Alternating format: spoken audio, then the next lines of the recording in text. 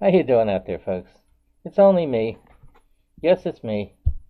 Trying to make a point here, you know. This is my rant against Merrick Bank. I've been doing this for about a month or so. You know, I'm trying to get to all the people who have Merrick Bank, but I'm also trying to get to anybody that's having problems with harassing phone calls, either from creditors or debt collectors. You really don't have to withstand it. There's lawyers out there that can help you. I know that. And a lot of people don't realize it because when you're getting these calls, you figure you can't do anything. You don't realize that your rights can be violated by these companies. So you figure, oh God, I can't afford a lawyer. It costs me more than what I owe them. No, that's not correct. You can get an attorney. There's plenty of them out there. I know I use one, and he's helped me a lot. Oh, my goodness. I don't know what I would have done. So let me go back about this Merrick Bank a little bit. A lot of people never heard of them. They're not really a big bank. You know, they have less than 1 million customers. That's, you know, in the United States. Some of these really big banks, they have millions of customers. So they're not, and they've been in business over 20 years so far. They manage to stay in business. I don't say because of the harassing phone calls, but they keep sending out all these offers. So for the customers that they lose, for whatever reason, they have replacement customers. So they keep making money that way. Okay, so back to the situation with Merrick Bank. In 2018, me and Marie are both, you know, we've been together over 40 years. And we're not legally married. I'll mention that. We each have our own name and our own accounts. And we combine our income, and I pay the bills every month. I've been doing this since we went together. So we live as man and wife, but we're not married. So I just want to put that out there first. Okay, so we're having a day at home. I just went and got the mail, and I kept the bills, and I gave, Marie had a letter there, so I gave it to her. Her lack of interest was an all-time low. You know, nothing seemed to really interest her. I understand, you know. So I gave it to her. She opened it up, and she's looking at it. It's taken a while for it to sink in, and then all of a sudden, you know, she says, Frankie, Merrick Bank wants to give me $600 credit. I said, oh, man, that sounds good, Marie. Because I've been trying to, you know, pay all the bills down, you know, a little every month for years. And I've been paying more of her bills than mine. So, you know, I pay mine, but I mean pay hers down more. So her credit is a lot better than mine. So that's why she got that offer. So she's reading it, and it says $600 and double the credit line. If you make 7 on-time payments, then they give you another $600. So the offer seemed pretty good. She wanted it. So I said, okay, let's go for it. She said, well, what do we have to do? I said, you either can apply by phone or on the computer. She said, I'd rather do it on the computer because I'm over the phone. I think I'll get upset and might say something wrong. So I said, okay, we'll do it on the computer. So I set it all up. You know, I set the cursor and all so she could punch it all in. She could type it all. She typed everything in, and then we got down to where it says authorized user. She said, I'll make sure I put you on it. She wanted to put me on it because, you know, we're on each. We shared everything. So I knew that. So she put me on. I said, okay. And I start reading the stuff on there, some of the, you know, disclaimer, whatever you call it. So it says there, you have to give them permission to call you on your cell phone, whatever you say. It doesn't say anything about landline. It says cell phone. It says that they use an auto dollar to contact you to service your account. If you don't agree to that, well, you don't get the account. I told her, and she said, I don't care about that. I will give them permission as far as I'm concerned. She checked it, you know, on the screen. And I said, okay, so now it's, said, you want it? She said, everything, you understand it? She says, well, I don't care about that, them calling me. Because if we're going to pay and all, I don't think we're going to have a problem. I said, you never know. Okay, so she hit submit. And then I cleared the screen. I went into email. And it says, congratulations. Your application has been approved. You will receive your cards in 7 to 10 business days. And make 7 on-time payments. You will get an increase of $600. So it was all in. We're excited. She's excited. I'm happy because she's happy, so I'm happy. So about a week, the cards came, and we both used them and all.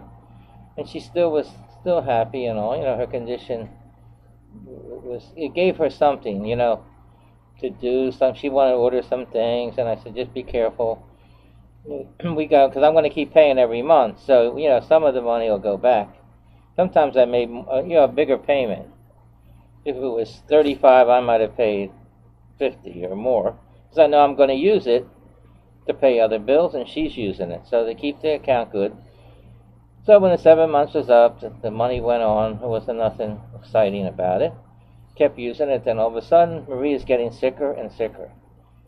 So she went to the hospital, and they said she has to go to a nursing home for long-term care, so she could come back home. So I was going there for months, seeing her, and every time I went, she used to say, Frankie, you're going to bring me this tomorrow, whatever you want. She said, you can use the credit card. I said, yeah, it's still good and all. We still have credit. So I kept using it. So she takes a turn for the worse, and she does pass away in the nursing home. So now I can't pay bills, because my income is cut in half. So what I did was I got a lawyer to contact these banks and all to see what could be done. So he had a few cases for me, the lawyer, and then it stopped all the calls. And then finally, I waited till like last year, towards the end of 2019. I couldn't pay anymore because I'm trying to stay where I'm at, and I couldn't afford it. So then the call started in November of 2019. And I waited a couple of weeks, and I noticed they're calling on the landline and the cell phone. I said, okay. I kept the phone log, the date, the name, the time, and the numbers they're using to call. So I contacted the lawyer that I had. I told him, he took all the information down, and he contacted them, and the call stopped. I said, okay, well, then I'll let him. He has a case, litigation in and all to Merrick Bank, and in my name. So it went about a month and a half, and then starting the new year, starting in January, the 2nd of January, here we go. The call started. Now, only on the landline, not the cell phone, because they're still doing auto dial. But I guess evidently it's not a violation on the landline. And it started 4 calls a day. It came up to 4 calls a day, and I went through the whole month now. Starting February now, of course, no more calls now, because we're having a lawyer and all, and with a litigation in already in my name. So I think what happened here was that when he put the litigation, I'm on the account. And the phone numbers are in my name, so they stopped calling. But I guess they studied it over and said, well, we can call them, but call them on the landline and not the cell phone. So that's admitting right there that they know what they're doing, And they're not supposed to do that, but they still did it. And that's what they're doing. They're making everybody think that you can't do anything, that what they're doing is legal. They're circumventing the system, Because it says they're allowed to call creditor, debt collector between 8 a.m. and 9 p.m. That's what they're doing. This is all random. It's done by a machine. I say robot. So they're hiding. They're a robot. I'm the invisible man. So, if you want to call it that. That's why I did this. Because I wanted to show I can hide behind, a disguise. Their disguise is the robot. Because they're calling and they're not leaving a message. And when you pick it up, nobody's there. I don't know what the reason for it. They put their name on the caller ID like they're supposed to. And they got one of their numbers. And all their numbers go to the call center. So I'm withstanding these calls now for the whole month. Because I contacted the lawyer, he has to, take some time to, with the litigation that's already in there. He's still working on it from the calls from November. This takes a lot of time, a process to go back and forth. What I don't understand is that after they stopped calling, they started up again. Maybe because I had the case in, they're trying to retaliate against me, because I figured they know I don't want the calls because it was stopped. That's why I had the lawyer. So these calls started through the whole month, and I've been doing these videos for the whole month of January, and I said I'm going to keep bad-mouthing them even if they stop the calls. Now the calls did stop. After over 80 calls in January of 2020, now the calls stop. But am I stopping? Not necessarily. That's why I'm doing all this. Because I just don't like it. Excuse me. I don't like it because I feel I'm being harassed. I mean, somebody out there, but the sound of my voice has to be getting calls from creditors or debt collectors. You don't have to take it, If you can't pay, you can't pay. But they keep trying to collect no matter what. And that's what happened here. I've experienced this plenty of times through my life. I'm in my 70s, and I experienced this over 50 years of this with these creditors and all. There's been times I couldn't pay. Why? Because I might have lost my job. Anything can happen. The problem I'm having here is that they don't try to contact you by a person to contact you. They're doing this. They want to harass you. You can't tell me that that's not harassment. For me to get over 80 calls in a month, and the way they do it, and I know it's random. It's a machine. So every day I'm getting calls, 4 calls a day. Sunday they can call, but they didn't call this time on Sunday. It's part of the tactic. It's set up that way. So if they call me on Saturday 4 times, Sunday not at all, then Monday not at all until Monday afternoon, then it starts. I know as soon as I got a call, I know there's going to be 3 more, If I had 4 calls close together, maybe 5, 6:10, 7:22, 8:47, something like that. Now you can't tell me they need to call you 4 times about the same thing. What are they calling you for?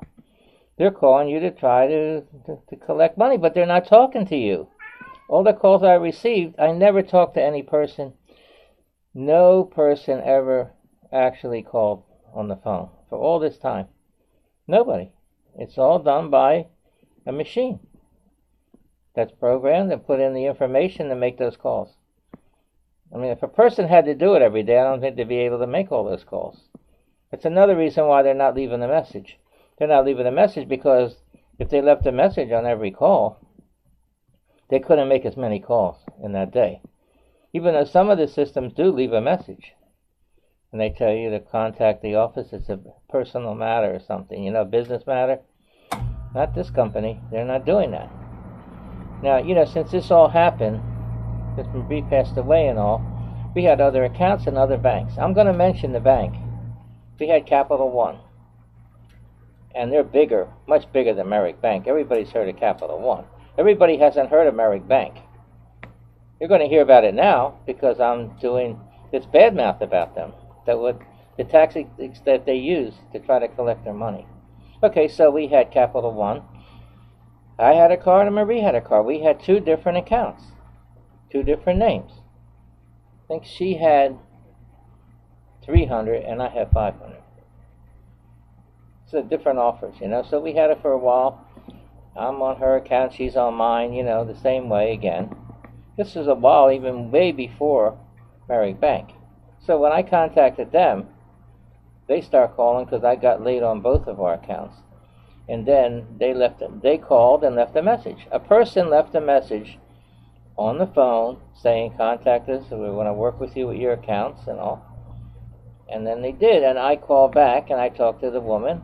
She said, I'm sorry for your loss. Condolences and everything. You're talking to a person, you're not a robot. So, okay, I explained the situation, and she said since Marie passed away, her account is uncollectible. And it's going to be forgiven by the bank. So, that means it'll be, I guess, written off or whatever. And they said, as far as your account goes, we can't do that, but if you want to make an arrangement to pay, if not, we'll wait 3 months. We're not going to keep calling you or nothing and bothering you. We might send some statements out. But if you can pay or want to make an arrangement, we'll take off late fees, we'll take off finance charges, and you can try to pay. If we don't hear from you in 3 months, we're going to send it to collection. I said, okay, and that was the end of that. It wasn't involved. I guess they're not going to have a lot of lawsuits. And they're not going to have a lot of customers that are disgruntled either. So it just goes to show you, from one bank to another, that Merrick Bank needs to change that system with those robocalls. They need to stop it. They know about it, and there are different kind of laws for that. That covers about those phone calls. So it's a lot of technicalities, the way I look at it, because they give you an offer, and if you don't agree that they can call you, give permission, by checking that box on the application, then you don't get the offer then. It's rescinded. I think it should give you the offer, you get it and all. Of course, when you activate it, you're going to use your phone number, so they know that the phone number that you used is good, valid. But they need to say, when you get the card, they need to put in there that if you're giving us permission to call you, if you don't contact us, then that means they're able to call you, Because if they give you the offer and it says on there you give permission, and they start calling, you can still tell them not to call you and they have to stop. So that's why I said that offer, there's something a little bit hokey about it, to do that. So I think there's some other technicality in there. I don't know what to call it. But getting back to that, I just don't think anybody out there should have to withstand those harassing phone calls from Merrick Bank or any bank. Because I noticed, like I said, the Capital One didn't do it. They just didn't do it that way. Situation was the same. We both owed them money. This case with Merrick Bank, it was only one account. We're both on it. But with Capital One, we each had our own account. Now what did they do, Merrick Bank? Marie passed away, and so the calls have to be directed to me. Now, when someone passes away, the account passes away with them. It's dead. They can't collect it unless it's a husband and wife, or maybe an estate they might try to collect it. But in this case, I'm still alive, and they can try to collect it from me. That's what they're doing. So I don't like it, what they did. And I called him, I let all the calls go. I had the lawyer, he's telling me that he's reaching out to them, and he's going to make them stop. The calls did stop the second time. Now, is this going to be another case against them? All they had to do was not be calling me like that. I wouldn't be doing all this against them, Now, maybe I'm helping them in a way. Maybe I'm making people realize not to be late with Merrick Bank or any bank, or you're going to have to withstand all the calls. That's a punishment for having the card. You're a customer, a paying customer. They're making money off of you. Why would they harass you? Don't you think they ought to treat you a little bit better? A little more friendly and all, and to try to collect it and try not to do that? Because they know what they're doing. These calls are definitely harassing phone calls. You're called every day, 4 times a day, anytime they want to. It's just random, set up. I noticed they weren't calling me, mostly in the afternoon part, later in the day. Not so much early.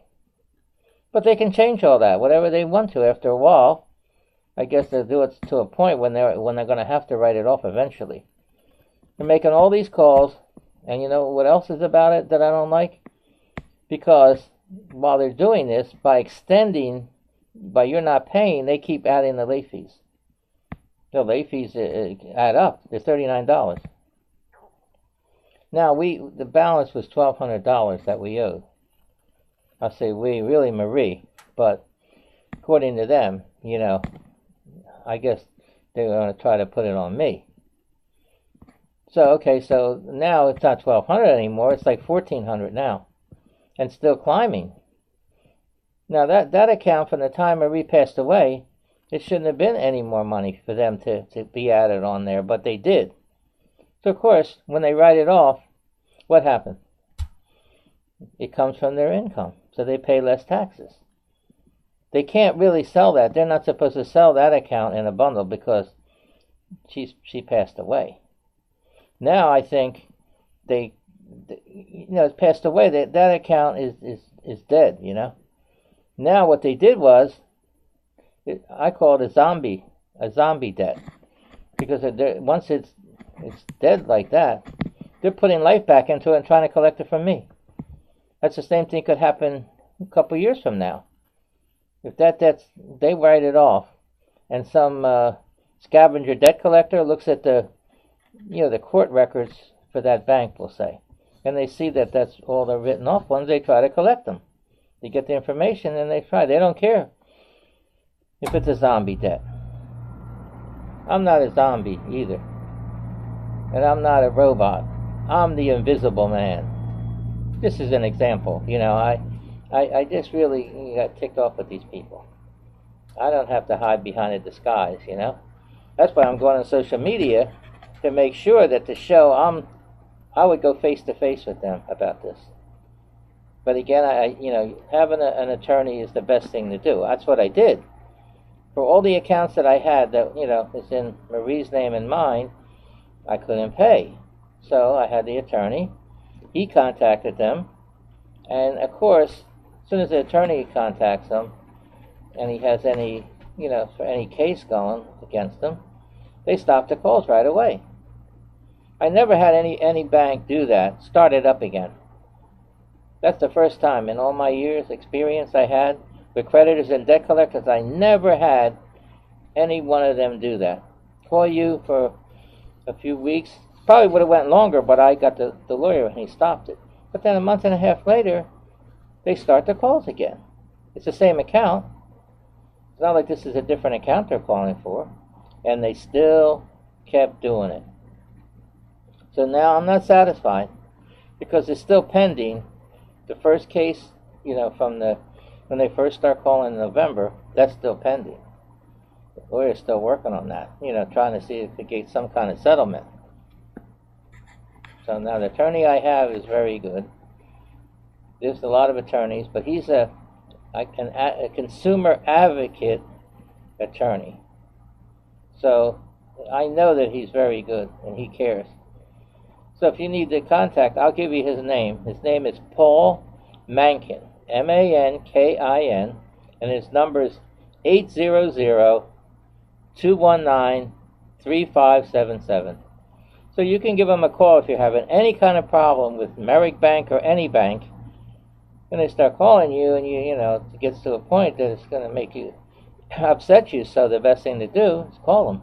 It's a free consultation, and more than likely, if he takes on the case, that he can stop the call. So, and maybe he's going to get paid if there's a case. But if there's no case, he might not get paid. But you don't have to pay. You don't have to pay him. He's not going to take a percentage if you get any money. But the bank has to pay him and the court costs. But if the case there's no case, it doesn't develop, well, he won't get paid. So it's like a contingent in a way for him, because if he can work out a deal with these banks, certain banks, then he wouldn't get paid. But you don't have to pay. I know for sure. This is all, I endorse him highly, I'm so glad that I found him, And you will too. You'll be glad too. Because he definitely can help you, and he could still give you advice and all, depending on the situation. Now, certain banks he deals with more than others. I know Merrick Bank is one of the ones that he deals with a lot. So he knows the process with them, He knows what he has to do. But it takes time. It's got to, sort of evolve over a certain time period. But at least if the call stopped, doesn't mean you don't owe the debt because the call stops. It just means that you have time to maybe work out your problems, your affairs, so that maybe you can pay. But to keep harassing with these phone calls, that's not helping you. They must have they must think that really works. They must have some kind of track record, that making those calls, that they get results. They get results because a lot of people don't know what to do. They think that they can't do anything. They think, well, I can't afford a lawyer, because it's going to cost me more than what I owe them. But it's not the case. There's lawyers out there looking for this kind of work. So the best thing to do is, like I said, contact a lawyer. I'm going to, I went over this pretty good now, but I'm like really upset with this Merrick Bank. Bad enough, I lost Maria. We were together for over 40 years, I have a loss. And they're worrying about the money, the loss of money. I called a representative. I dial one of the numbers. It all goes to the call center. And I did it on camera here. And I did it a few days ago. And finally I got her. And then I told her I'm recording it, for quality assurance. And first she said, I don't agree. And then she goes right ahead and asks me for the account number. It's all right. When I called, it says they were recording it. So it's all right for them to record me, but I can't record them? Well, I did anyway. And I posted it, so it's on there. You probably saw it already, because I marked it on the on the comments there. So I talked to her and all, and I gave her the information. I told her Marie passed away. I said, you don't even give me condolences, say you're sorry for my loss. The only loss you're sorry for is the money that they're not going to get paid now. And what this woman tells me? She says, oh, they don't care about the money. Well, she made a bad statement there, because that's not so. They didn't care about the money. Then why they call them like that? Trying to collect it with harassment, using harassment. This annoying calls is what it is. They're not supposed to do that. It doesn't say how many times is considered annoying, but I know 4 close together like that every day is definitely harassing phone calls. Auto dialer, that's another thing. On the cell phone, that's a violation. If you give permission, but then if you say no, then they have to stop. So the landline, I guess, is all right, as long as they put their name and phone number on there, which they did. So I just want to go over that. So now I think I covered it pretty good, my situation here with Merrick Bank. And I don't even want to hear of Merrick Bank again, other than what I'm doing here, on social media. But I had Merrick Bank before. They've been in business over 20 years. Now I recall that I did have an account with them.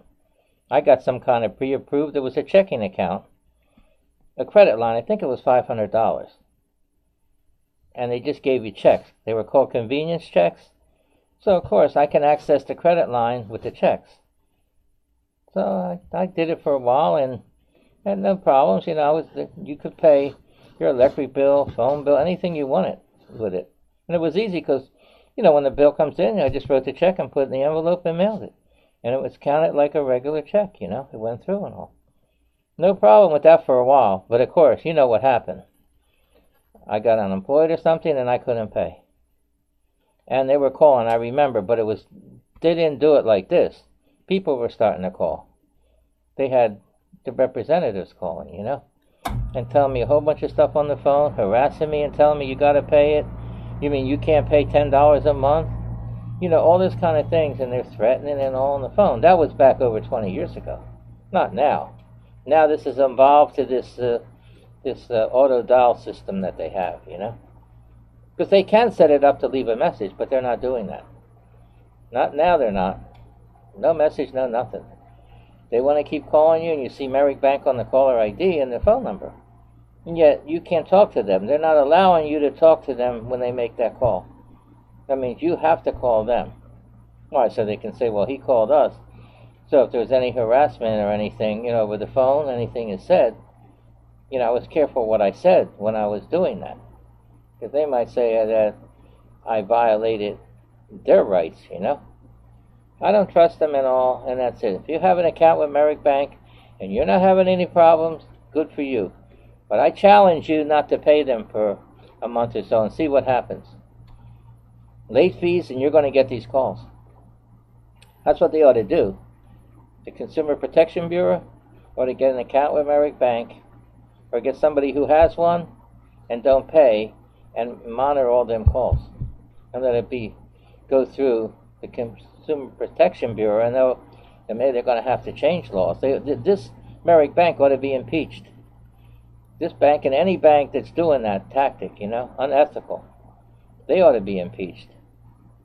I think they need to have hearings, congressional hearings, about this credit card situation, because everybody has credit cards nowadays. It's a big thing, and to go through this, they need to have all these banks have all the big wigs there, and let them be interviewed and let them be challenged, and have somebody like me come forward as a consumer that's receiving that harassment from them. I guess there's higher ups or whatever you want to call them. I bet they don't even know. They sit in their office, get paid big money and all, and they don't even know about that. How would they like if I called them 4 times a day? Do that for a few weeks, see how they like it. That's what they need. It needs to have some kind of hearings come up and maybe change some laws a little bit. I know the laws are vague, some of them, and you have to have an attorney who can enforce it. If you don't, you're not going to be able to do anything about it. I think that's pretty much it for now. I covered everything. Again, I'm going to repeat. If the calls stop, you still owe the money. It doesn't absolve you because, you stop the calls. In my case, I'm an authorized user, so I'm not really responsible for that account. I'm not a joint card holder, and I'm not a co-signer, and we have different names. We're not legally married. So in my case, it's different. You might have a similar situation. But as far as you owe in the account, you still do. But again, you don't need to be harassed for it, though. That you don't have to withstand. So if it happens, you can't pay, you can send a certified letter, return receipt, and says on there, cease and desist all communication with me, and send it to the bank. But in this case, with a creditor, they don't have to abide by that. The law is more for the debt collector, even though creditor might stop if you send that letter. But a debt collector will stop, and if they don't, then you get a lawyer. So keep it in mind, there's a lot of stuff here that I'm going to go through with this, all the bills that I owed and all. It's going on my credit report, but it's going to be on there for 7 years. And if I don't plan on getting any more credit right now, because I don't want to go through this. I'm getting too old for that. I can get a debit card. Everybody has a checking account. You have a debit card, a MasterCard, or whatever it is. You can use that. You don't have to have a credit that you're going to have to pay every month and pay all the fees, all this hidden fees and everything they have, add-ons or whatever you want to call it. I mean, they advertise those debit cards, that you can get, and also you can put your paycheck in and get it sooner and all that. Yeah, they're okay to have. They're not bad. I actually right now, it's kind of ironic, because since I've been short of money and I can't work, because my money's cut in half, we combined everything. So I'm trying to find a way I could get some money. I'm trying to get low-income housing. I'm trying to get all this stuff, but I qualify, but there's waiting list for years. So I figure, well, let me see what I can do. So I start checking the clinical trials. I don't know why I started that. So I start finding them. I went to one. They pick you up and bring you back, and they pay you. I didn't qualify. It was for depression, so I got $100 there. So I went to another one. I didn't qualify. I got another $150. Finally, I went to one, and I did qualify. I'm on one right now. It's for knee pain. I didn't think I had it that bad, but when they took all the tests and all, they said, yeah, you qualify. They gave me a debit card, MasterCard, and I put on there for when I first went for the screening, they gave $100. So then and they gave me a smartphone so that I can enter in the pain every day, and that. This study's gone for like 7 months. So I just started it. So after 4 weeks, I went back. They told me to come back. And then I had an MRI and x-rays and all that, and it said on there that between 1 and 4, I'm a 4 and I'm going to need a knee replacement, which I didn't even know nothing about it. I'm getting all these tests and I don't have to pay. So now I got to be very careful with that. So I went back again after that, and I got a needle injection in the knee, whatever knee. I said my right knee for this study, the study knee. And then the woman told me when I got done with all that, that $350 I got for that, for going there and having that needle. So that went on the debit card. Now I went back a couple more times, and all the visits now will be $100 each. So now I've gotten money on a credit card, a debit card. I won't get any bill. I won't be harassed. There won't be no late fees or none of that. And I'm going to put up with Merrick Bank or any bank that's doing that? I don't have to. So I'm just telling you out there, if you needed to make any extra money, you needed it, instead of trying to get credit and then end up not paying it, you'd be better to try these clinical trials. There's a lot of them. It's just all different ones.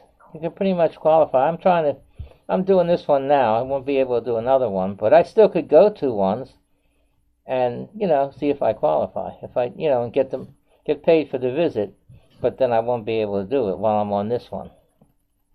There's plenty of them. I know one that's the same, where I'm going now. They have one that's, I think it's for schizophrenia. I don't think I'm going to qualify for it. But you stay for 3 weeks, and they give you $300 a day. You don't get the money till you complete it. That means you're getting 3 meals a day, but they're observing you, every day. You feel like you're under a microscope. But look at the money. Got to pick up $6,000 right there. It's in 3 weeks. They have sleep studies like that where you have to stay over. You're not an outpatient. You're an inpatient. So I don't want to go off the track here a little, but I'm just letting you know it's I'm tying it in to these credit cards. Now that I started on that, that's helping me now. So I don't need all those calls from Merrick Bank about a debt I really don't owe. It's not in my name. So again, I hope this information that I gave you is helpful. And I'm going to, in the description, I will put down my information. You can contact me if you having any problems. But the best thing is to contact the lawyer. I'm going to give you his name again. His name is Paul Mankin. He's a consumer advocate attorney.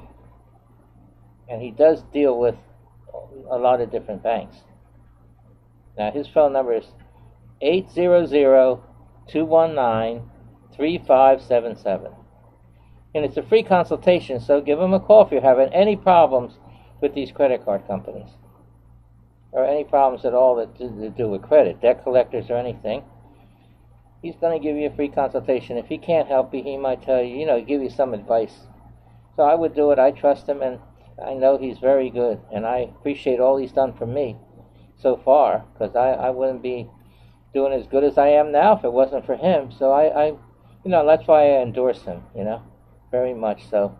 Again, I hope you enjoyed this presentation, and I'll be, from time to time, I'm going to, update it as things might change, what so far, because I have this case pending with Merrick Bank, and I might have another one, depending on, the results of those calls that they just made to me. Because I told this woman on the phone when I called that I am bad-mouthing them on social media. So maybe that has something to do with it, that they're not going to like it.